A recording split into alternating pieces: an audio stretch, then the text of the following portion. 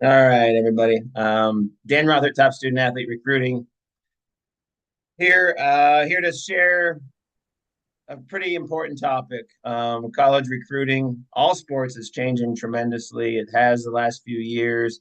You got to be nimble in this process and everything, but there's some big changes coming to soccer. College coaches, they really don't know how it looks quite yet, but there are going to be a lot of challenges and things of that nature. So there's not enough folks out there talking about it. Club coaches, high school coaches, people in the know. So I want to make sure people are in the know. I am recording this. I'll send it out afterwards. You can share it with anybody you want. This is a webinar format. So if questions come up, um, feel free to type them in the question and answer at the bottom or the chat, and we'll get to them at the end. Hopefully, along the process, I'll be able to answer a lot of those questions. But I'm trying to tell this story because not enough people know about it, and a lot of kids I talk to, oh, I want to play Division One. That's great, and I think a lot of kids can and still can. But I want to make sure that they understand the challenges that are ahead of them. So, when there are, hiccups and there are coaches that aren't interested or you're not hearing anything, um, we'll make sure that we are covering those things and you know why some things are happening. And I think that's important. So, the chat, I understand the chat is disabled. Just put your stuff in the question and answer. That'll work for me. So thanks for letting me know about that. Um, so we'll get started. I'm going to share my screen, and I am joined today by my friend and colleague, Ian Clarahue.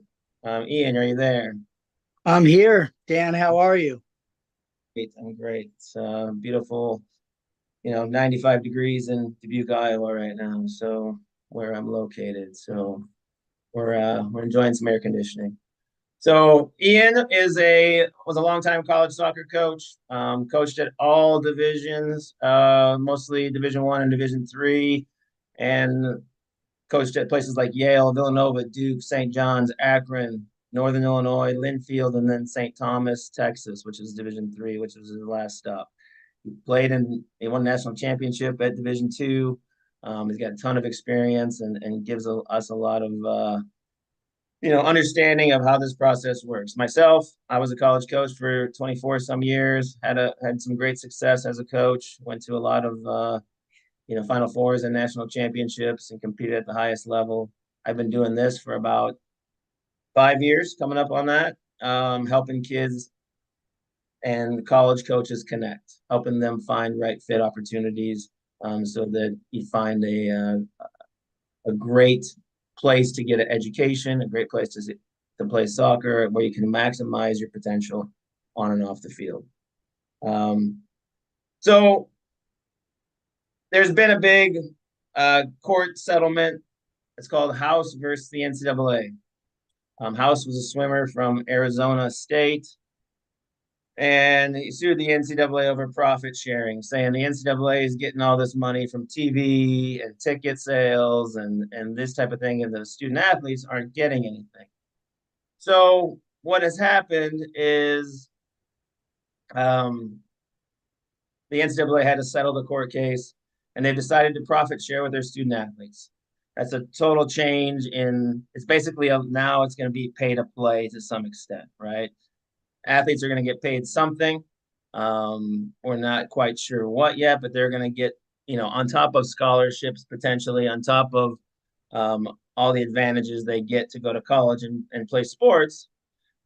They also would get some profit sharing from TV deals and ticket sales and other things like that.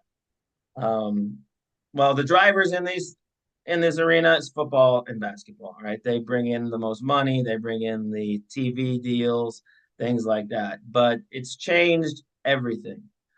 And so I'm just showing you some scholarship limits in men's sports. We're going to talk about women's too, and it's very similar. So, but this graphic right here, what it used to be in football. It used to be 85. Even this year, there's 85 scholarships in football on a football team. Teams can have, though, as many players as they want, and they carry a lot of times 30 to 50 walk-ons that are paying the bill to go to school there, but they get to be on the team and they might develop into something and they may eventually earn a scholarship. Next year, starting next year, they can have 105 scholarships, but they can also only have 105 players on their team. All right, so they're limiting. There's no more real, walk-ons potentially in football if they want to do it. But the other thing with it too is in football, it used to be 85 full rides. Those people were getting everything paid for. Now they can give 105 scholarships. They could divide that up. They don't have to give everybody a full scholarship, but they still have a roster limit of 105. So how does that affect soccer? Soccer had 9.9 scholarships for teams, roster sizes were somewhere between 28 and 35 typically, sometimes more, sometimes less. Now they're saying soccer can have 28 scholarships. It's massive difference, 18 more scholarships. What does that do? It also means they can have only 28 players on a roster. We're going to talk about roster limits and size and things like that, but that's a big deal because I know a lot of teams carried a lot more than 28 on men's and women's soccer over the, forever. And so coaches are having to change how they recruit, things like that. Now I'm going to tell you, if you look at these numbers, there's plus 20 football scholarships allowed, plus 35 lacrosse, plus 32 track, and goes on and on. If you just look on the men's side, there's 280 potential new scholarships. Colleges aren't going to be able to afford that. Plus, they have to pay profit sharing to the college athletes now. So, in addition to potentially giving more scholarships, they have to give money to student athletes. There's just no way. If you look at an average scholarship is, somewhere between 25 and 40,000. It's just, it's tens of millions of dollars per institution if they gave all these scholarships. So I just don't see it happening. The coaches I talk to don't see it happening. But I'm going to break it down a lot further in regards to soccer and how that looks. Like football and basketball are going to get the additional scholarships. There's no doubt in my mind that's going to happen. Women's sports might see a slight benefit, a bump in scholarship, especially at the Power Four schools with big time football that have big time money coming in. Like I said, we're not going to see schools give 25 to 70,000, 250 more scholarships. It's just not going to happen. Because they have to pay for everything else, and they have to pay for the profit sharing now too, and they have to pay the student athletes. So I think, and we'll talk about it in a little bit, I think scholarships, we might see a reduction. We might see less scholarships in men's and women's soccer and a lot of other sports. I also think baseball and softball are going to become more prominent. We see a lot of them. They have some TV rights. They're on ESPN, a lot more, and things, are going to give them some scholarship opportunities first. So in soccer, currently, NCAA rosters currently range from 29 to 35, but I see them as high as, 40 and 50 at Division One. I see it at Division Two and Division Three, but I'm going to talk about Division One here for a little bit, and then I'm going to talk about how it affects everybody else. Coaches really don't know how this looks, and right now they're hesitant to recruit. They're hesitant to call a student athlete at Division One and encourage them to visit and potentially go down the road with them because they don't know how many scholarships their school is going to offer. Are they going to offer less? Are they going to offer more? I'll break it down in a moment. But next year, it's going to 28 roster spots. You can give 28 full rides if you can afford it. Again, only the Power Four, Big Ten, SEC, ACC, Big 12 will be able to afford that. And most of those conferences don't even have men's soccer. They have women's.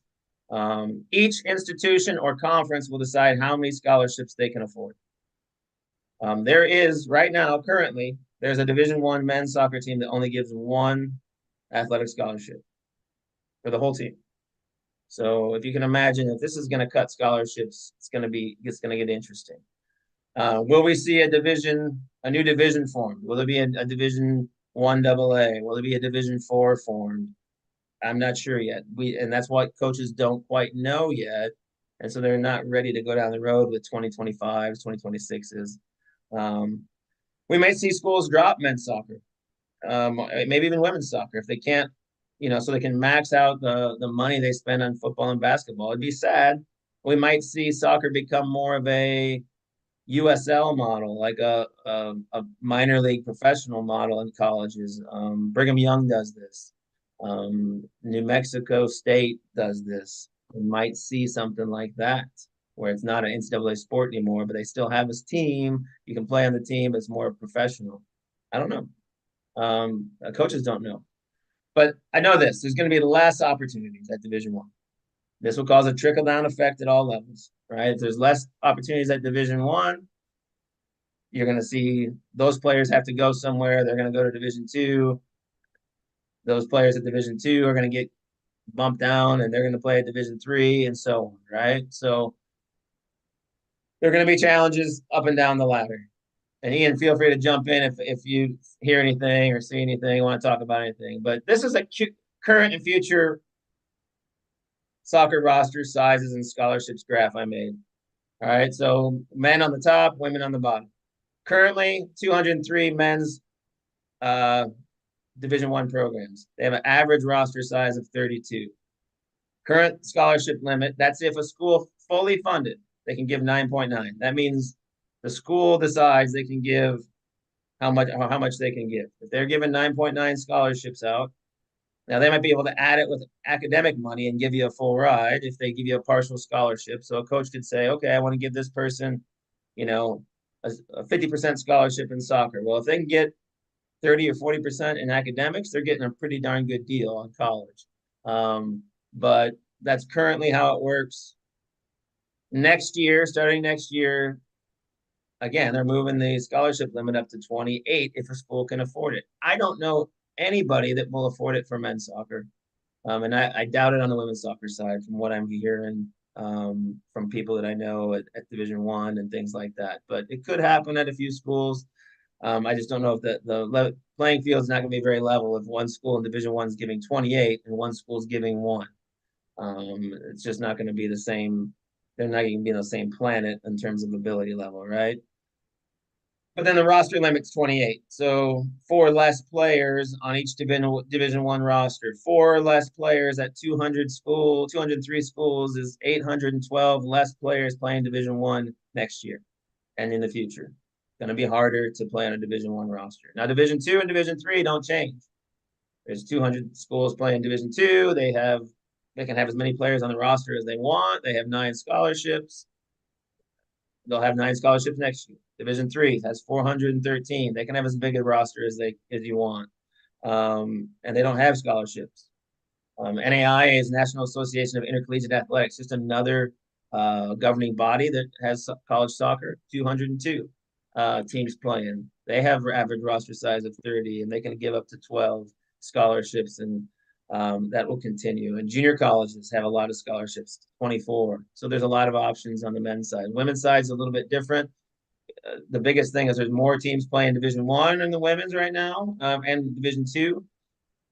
337 teams, Division 1. That's a Title IX thing, right? You have to have as many opportunities at your school for men as you have, for women as you have for men. So if you have 85 scholarships for football, you got to make it up somewhere else. So if they give out more scholarships for soccer. I briefly want to touch on that. If they're going to add 20 football scholarships, which most schools I think will, because they want to be competitive, well, guess what? They have to up their women's scholarships. So we're going to see, women's soccer probably get a little bit of a bump because they have to Title IX, we have to offer the same amount of opportunities and scholarships as men. So that's where I think men's soccer might be in a little bit of trouble and may offer less. But again, Dan, 28. Go ahead, Ian. sorry, Dan, if I could just add something. So one of the things that's always been important, of course, is your academics. And now I think that's just doubled. I think what you can do to put yourself in better positions to get on rosters outside of obviously your ability as a soccer player is your academics. So I think that will be the great separator ultimately of getting on some rosters at different levels. So I can't impress upon um, student athletes to take that more seriously than I can. I would just say that is has to be a major focus. Right, Ian. We're going to talk about that too, and I do think one thing that I'm hearing from Division One coaches, and it trickles down to everybody, but I'm hearing, they might not have as many scholarships, and if they do, whatever scholarship money they will get, they're going to have to give to the best players, right? The kids are going to be helping win a championship, help the coach keep their job, and they might have a great number of players, 10, 12 players on their roster that get no athletic scholarship money, but if they can get academic money, they're going to want that kid, right? Or they can get, that kid can pay the full bill. They're going to want that kid maybe more than somebody else Yeah, to gets interesting. But that's a great point. On the women's, it's a little bit different. Like I said, 14 scholarships currently. I think that might bump up. And then Division two, Division three, NAI, it all remains the same. So I watch college soccer on a daily basis. ESPN Plus is a great avenue to do that. I watched these games this week. I was counting benches, all right, because of this rule. And I wanted to see, Division one benches. This team had 34 players on the roster. And then I looked up their roster. Right, it's Gonzaga on the men's side. Then I watched this game, Northern Colorado. Look at that bench on the women's side. They have 41 players on their roster. They got to cut down to 28. All right, so we'll talk about that. So these are real emails that I have seen from kids I work with or coaches directly that have been copied on and things like that. I took out the names just so you knew that, but just read the highlighted areas, right? Coaches are taking a pause on their recruiting for 25 and 26. It doesn't mean you stop reaching out to coaches. It doesn't mean you take a pause. They are still following players. They're still determining who's on their war board and a player they might be interested in, but they might not be reaching out because they don't know what it looks like. All right. I wanted to let you know that 2026 is far away from us starting to recruit. There's new rules on recruiting roster sizes coming for 2025. We need to wait and see what it does before we start looking into further classes. All right, and then that's real, right? That's just a couple weeks ago. Here's another one from maybe a week or two ago. With the new NCAA roster cap, we are slowing down our recruiting of the class of 25 until we figure how this will affect us overall. But we are trying to narrow players down so that we can make final decisions later on in the year. Even goes on to say, keep sending me your updates, your videos, your schedule, and things like that. So they want to continue to watch. They're going to continue to watch. They need the best players they can get. Coaches get paid to win. And I haven't mentioned that, but they're going to get the best players they possibly can get to win. And so right now they don't know how that quite looks. So they're taking a little bit of a pause in it. Don't feel bad if you're not getting responses, but it's still time to reach out. I'm just here to tell you it's going to be a little harder. The new NCAA rule for men on Division One limits substitutions and playing time even more. I think we're going to have more frustrated student athletes. You know, I said right here, even if you are on a Division One team, doesn't mean you will get in a game. Usually 15 to 18 players get in a game, and that might be less going forward. The new rule basically means in the past all divisions were the same, men's and women's. And you play once in the first half, and then you could play twice in the second half. You could re-enter. You could come out, take a 5-minute breather in the second half, and go back in. Now you can't do that. Now you only have play once in the first half. You can play once in the second half. All right, so that's changed. So less subbing, and then they can only sub 6 times during the game total. Like they can send two or three people at that each time, but it's going to limit them on how many players are getting in the game. That's at Division 1 only, but I tell you this because I think, maybe last year 17 or so kids played a game.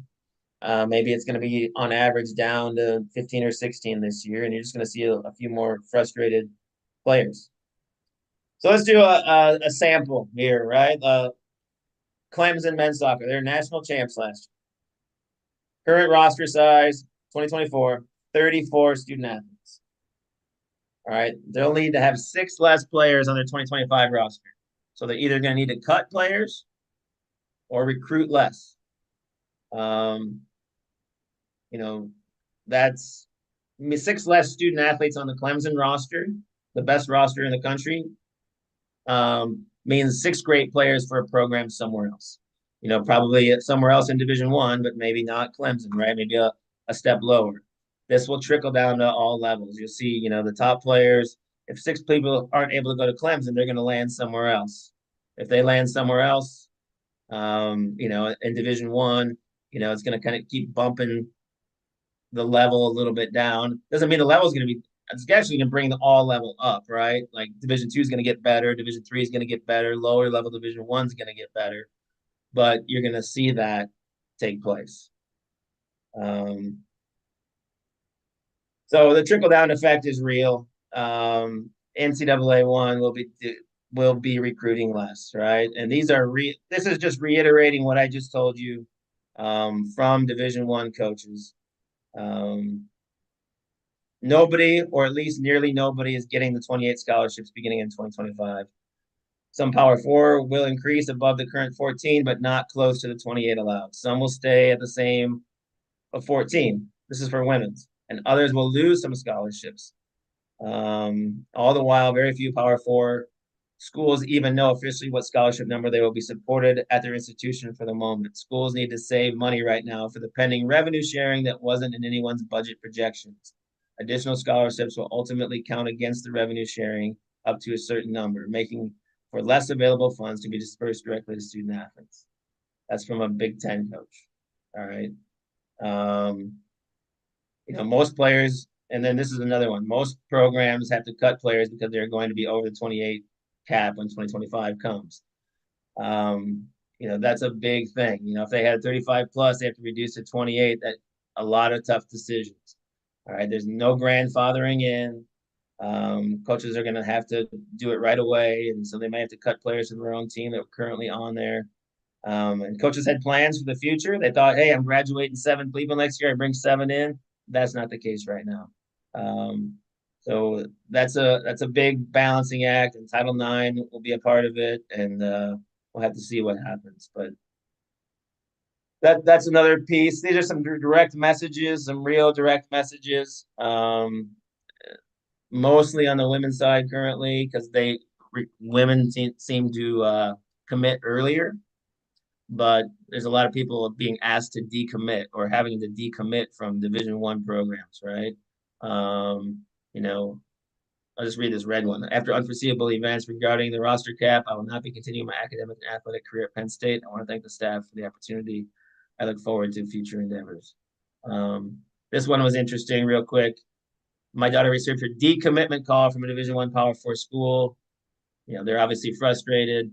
We already know of one school looking to decommit another player to try to take her. Unreal, right? So those types of things are happening. It's not if you have committed, and I know there's some people on here that have committed. Just keep staying in touch with your coaches, making sure you don't just committed and you're not going to talk to them for a long time. Stay toe the road. I think most places haven't committed all their players, so they're still probably good, but maybe at the Power 5 level might be the biggest challenge. But where will these players go? Like I said, some prospects that were Power 4 will end up going lower level Division 1. It'll trickle down. It'll bump good players to D3, NAI, junior college. But level of play is going to rise at all levels. Even at these levels, they're going to see a lot of things. Don't let the boat sink, right? It's going to be there. So can college what's the impact? Can college athletic departments afford more scholarships? We'll see. Some NCAA colleges may reclassify. Some Division I schools may become Division II. I can see that happen, or Division III. Some may offer more scholarship, but most is going to be less. Conferences and colleges might align on a plan. Like they might say, okay, our conference is only going to allow 5 scholarships. Our conferences are only going to allow 15 scholarships. Do you still want to be in our conference? I said some colleges may drop soccer. I'm especially worried about men's soccer. Um, I'm not saying that many, but I think you'll see some. All right, and then can they afford the scholarships to remain competitive? And some of these schools have huge rosters to fuel enrollment. If they have 41 players on the team paying $40,000 each, the school's making more money, right? So, well, how are they going to deal with that? So we're going to see smaller rosters at Division I. One of the things coaches used to bring in, they might have 41 players on a roster or 35 players on a roster. Part of the reason was they could develop players, right? They might take a risk on a kid. Hey, you can be on our team. You can be the 33rd player. You're a walk on, so called. You're not getting scholarship money, but we think you have the ability to improve and become a good player, potentially. So we want to take a risk on you. That really can't happen anymore with these smaller rosters. They need 28 players that can play because coaches need to win. They need to win now or they lose their jobs. A lot of them, right? Um, Coaches will have more reliance on the transfer portal. I've talked about the transfer portal a lot, but they're seeking proven college players. You're going to see a lot of players that might go Division III and Division II to start, or junior college to start, and then the coaches recruit them a year or two later when they get a year or two older, stronger, faster, better. That stuff, better at speed of play, those types of things. That's happening now. It's going to get even become a bigger thing because again, you're going to have a lot of really good players that land at Division II, Division III, NAIA, junior college. More players will be asked to leave the team if they aren't contributing. If you're clogging up rosters at lower levels, right? You're going to see coaches if they, you know, recruiting is hard as a college coach. You're taking a gamble, and that kid might not turn out to be a player. And if he's taking one of you or she's taking one of your 28 roster spots, and they're not producing, and they're a junior, you might ask them to leave so that you can open up a roster spot for somebody who can do that. You'll see more prospects going to lower levels for a year or two in hopes of leveling up. What we call leveling up in the industry is, they're gonna jump a level after a year or two of playing at a lower level. Um, that's definitely going to happen. Um, if you're lucky enough to get a roster spot with the limited money and needing to win, you might not get any money at all. Like I said before, I know that a lot of college coaches, they might, if they get 15 scholarships and they need to win, they might throw all 15 into, you know, transfers that were, studs at their level or lower level teams, guys that can help them win right away. Put all 15 scholarships into those players, and then bring in another 13 players that are no scholarship at all, just academic money. And they'll fill out the roster, but they're going to rely heavily on the money side of those players. So they're going to see a little bigger divide, I think, between the haves and have-nots on the roster. We'll see 4,000 to 5,000 in the transfer portal after the season. It's been about 3,000 to 4,000. I think we're going to see even more. Coaches look to transfers and international options first, especially on the men's side. I think the international option is going to become bigger and bigger as the international game has gotten better. But also, I think the transfer portal is just as wild on both sides. That's 4,000 to 5,000 men. There's 45,000 women in the transfer portal. I think you're going to see offers come later. Everyone's really anxious to get an offer and go down the road with a program. I think we're going to see, and I started seeing it last year with a lot of the kids I worked with, and that was even before this happened. But a lot of my players that landed at Division did so after the transfer portal went. Oh, there's a musical chairs that happens in the transfer portal. 3 players leave one team, They go to another team and fill that roster. Well, it leaves 3 openings. Who can fill those openings? Does that coach go to the transfer portal and fill them with transfers, or they bring in new freshmen?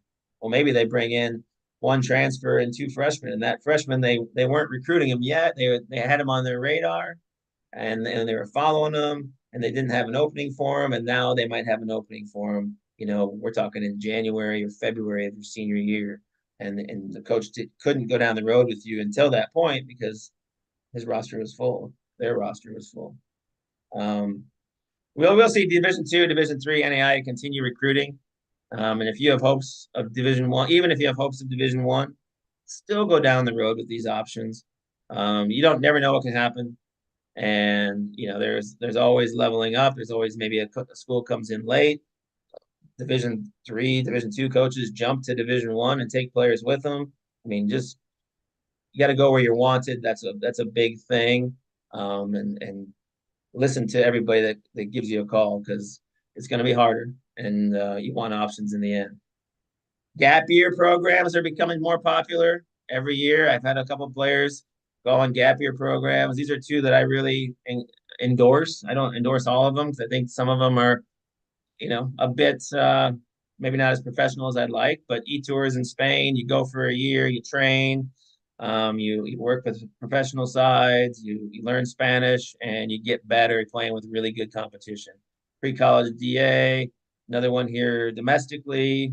They have a program in Nashville and Denver, and you go there and you train at a really high level um, several times a day, and you get better and you're a bigger, faster, stronger. So the next year, maybe you can go to a higher level and you don't burn your season of eligibility. They're getting more popular.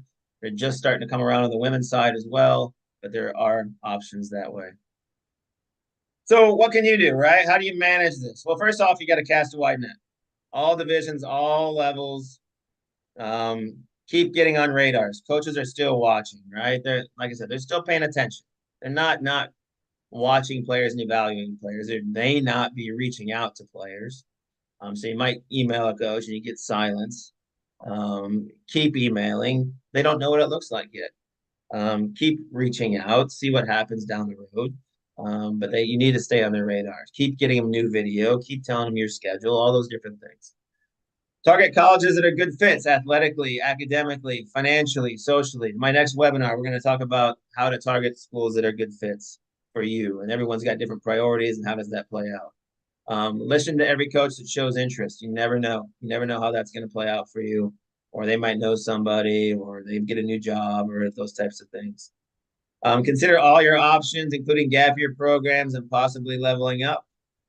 If you don't know the level of play that is right for you, ask a neutral party, ask a local college coach if they will be willing to assess your level of play. Then you won't waste your time targeting the wrong level. I think it's hard for you to evaluate your level of play. It's hard for your coaches to evaluate your level of play. They might know, but coaches don't want to tell you if you're not good enough. They're not going to say, "Oh yeah, you can't go Division I," because then guess what? You're going to be mad at them. Or you're going to be like, "Oh, the coach doesn't like me," and those types of things. They want you to like them. It's really hard for them to do. I think if you really want it, pay a local college coach to come out and watch you play that knows something. And hey, you come out and watch me play, and really tell me what level of play. Man, I bet some assistant coach somewhere would do that for you. Go see college games and really assess if you can see yourself on the field in that game. All right, really assess it. I watch the games now, and there's no way when I was playing college soccer 30 some years ago that I could get on the field now. There's just no way. No way these athletes move. Have good video, have good highlights, and a good full game video. Don't chase ID camps, just hoping and praying you're going to get on a roster. If you're having a real conversation with a coach, I think going to ID camps can make a difference. But until that point, I wouldn't go just to say, hey, you send an email. A lot of times you just get a random email back that says, oh, thanks for the email. We'd love to see you at our ID camp. I don't think that's a real conversation. But if the coach is calling you, spending real time with you, that might be then they become a little more of an option. But I'll talk about those in a future webinar. And avoid the D1 or bust mentality. There's a lot of great soccer out there. Coach Claire, who and I both coached it, you know, really good Division III teams for a long time as well. And we'll tell you, some of our teams could beat a lot of Division I teams and did. But don't get discouraged if you're at 20, 25 and aren't getting D1 interest, yet you're hoping to. This is making it harder. It certainly is, but keep trying for it. But also have other options, have safety options, have stretch options. Um, Again, coaches don't know how this looks yet, but there's going to be a little bit of pause and silence in recruiting, especially for Division I programs the next few months. Um, you know, NCAA with Division I coaches are still evaluating prospects. Like I said, although they might be not telling you they are, transfer portal is going to be bigger than ever. Have an open mind. There's a lot of great soccer out there. Um, and if you have a school that's a great fit for you, don't wait too long. If a coach wants you, they've told you they want you to commit, it's a great fit, but you're really hoping and praying for maybe a Division I offer. I don't know that I'd sit on it because guess what? Even Division II and Division III and JUCO and NAI offers are going to get harder to get. There are a couple positives. I don't want to be the negative guy here all night. The COVID extra year of eligibility is ending. So we've had for the last 4 years, we've had kids get an extra year of eligibility, and they've kind of clogged up rosters. That is ending after this year, so we're not going to have as many, fifth year seniors out there, and then it may open up a few roster spots. But it's still going to make it. It's still going to be hard. So how does top student athlete recruiting help? We directly connect college coaches and prospects to right fit opportunities. Call coaches, tell them about kids we're working with, and why they should recruit them and get you in front of them. Maximize exposure, get you in front of more and more coaches, and help you find right fits that are good for you based on our knowledge. Save time, energy, and money on knowing what to do, what is worth it in the process, what is not, because there's a lot of things out there you could spin your wheels and chase your tail doing. Save money on college by knowing how the process works, guide, game plan the process from start to finish, and reduce stress of the process with the ultimate goal of having a lot of options on the table so that you can really decide what the best fit is for you. That being said, Coach Clary, you got anything you want to add there? And then I'll open I up. would just, yeah, real quick, I would just say that seeing where the landscape is headed, I think working with a professional in this industry and having someone that understands exactly how the process works in recruiting and timelines and financial aid and admissions, I just think it will continue to become more and more important. So, yeah, just do your research, watch college games. I guess what Coach Rothert said about watching college games, that is a really big deal. So you can really see what it's like. If you can watch them in person, obviously that's big. They're live streamed at every level, and of course, I think ESPN3 or ESPN Plus has a lot of games. So I just think put the work in, and it does pay off. Yeah, no, for sure. Thanks, Ian. I would agree. I'm going to be honest. People would say, "Hey, it's a recruiting service." We've heard not to do that. We don't trust that. Those types of things. There are some that I don't like. I'll be honest. There's some that are more just put your stuff on a a web platform and hope you get found. I don't like those, but if there is a reputable person, I'm not the only one out there, but I know that there are some that are better than others. So do your research on that. If you do want to talk more, you have individual questions, you can always reach out to me. If you want to set up a time to talk and me evaluate where you're at and give you some ideas, I'll do it. There's no problem with that. You can email me or text me. That is certainly something you can do. And then I'll stick around here for a few minutes and answer some questions. But we will do another one targeting the right fit colleges athletically and financially on Sunday, September 15th. I think I got a senior in my house, trying to figure out where he's going to go. That's a great fit academically, athletically, and financially, something that we're dealing with. So it's been fun. So I'll answer some questions that I'm seeing here. if you play varsity high school soccer, what are some same opportunities for the player? I mean, yeah, I think you can get anywhere from any, I have players that I've worked with that just play high school soccer and they go to really high level college soccer programs. You can, there's some that play club year round, things like that, with some multiple sport athletes that play many things. They just do high school. There's definitely opportunities out there for everybody. Where do you find the rankings of conferences? Not sure about that question, but I think definitely you can find that. You can find like how they rank in soccer. You do just a Google search. Is the situation less dire for goalkeepers? I think it's probably more dire for goalkeepers, if I'm being totally honest. Would you agree with that, Ian? I would, yes. I mean, there's only three players on the team that play that position, and one, there's a lot of transfer portal players that are goalkeepers because they're frustrated. They're the third keeper on a team and things like that. I think girl or goalkeeper situation becomes even a little bit more challenging because you can't play other positions. At least if I go to college and I'm a forward, I could play something else probably on a given day if I needed to. Whereas goalkeepers are pretty select. What happens to those schools that elect not to participate in profit sharing agreement? Then they're going to have to not be Division One anymore. Is what's going to happen. So I think, or that's going to be really interesting, right? So if they just elect not to do it, then they're going to probably have to go to Division Two or Division Three. But it's retroactive too, from what I understand. So even past players from the past 5 years are still getting this retroactive payment, so they're on the hook for something. They can't just bail out on it. So it's going to get interesting.